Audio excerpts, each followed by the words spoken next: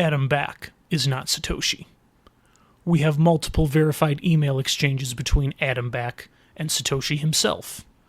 During those communications, Back informed Satoshi about Wei Dai's B-Money paper, something Satoshi plainly did not already know. That fact alone disqualifies Adam Back. Wei Dai is not Satoshi. We possess email correspondence in which Satoshi asked Dai detailed questions about how to properly cite Dai's work.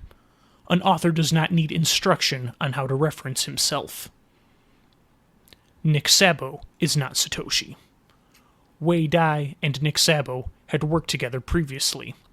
When Dai was directly asked whether he believed Sabo was Satoshi, he stated, "In Satoshi's early emails to me, he was apparently unaware of Nick Sabo's ideas, and talks about how Bitcoin expands on your ideas into a complete working system. I can't see why, if Nick was Satoshi, he would say things like that to me in private." This is a first-hand testimony from a primary source that Nick Sabo is not Satoshi. Hal Finney is not Satoshi. There are numerous confirmed emails exchanged between Hal and Satoshi.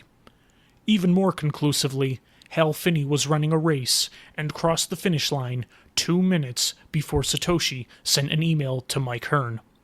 One individual cannot physically be doing both of those things at the same time. Len Sassaman is not Satoshi. Satoshi's account on the P2P Foundation posted in 2014 stating, "I am not Dorian Nakamoto," nearly 3 years after Len died. Additionally, according to Len's widow, Len was a Macintosh user and did not code in C++. Satoshi, by contrast, was a Windows user and coded in C++. Satoshi was so unfamiliar with Macintosh that he required community member Laszlo Haynes to port Bitcoin to Mac. Sergey Nazarov is not Satoshi. During Bitcoin's development period, Nazarov was working for Firstmark Capital, launching QED Capital, and operating his peer-to-peer marketplace, Exist Local. At the exact same time, Satoshi was coding Bitcoin and posting on Bitcoin Talk for hours daily. Those timelines cannot belong to the same individual. Nazarov was also a Mac user, while Satoshi's original Bitcoin code was compiled on an outdated Windows machine. Satoshi did not die or disappear. Some claim Satoshi died or went to jail before Bitcoin became mainstream. The blockchain itself contradicts that theory. Satoshi generated a new address for every block reward he mined.